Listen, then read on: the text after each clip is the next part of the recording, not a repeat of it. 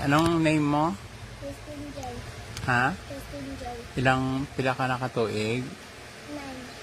9. Anong grade? 3. Grade 3. Saan ka nag-aaral? Pinalig Elementary School. Binalag Elementary School. Wow, salamat God bless. Yung kasama mo, kabalo, magkanta na? Anong ngalan niya? Donaros. Ha? Donaros. Donaras. Hindi siya kabalo magkanta?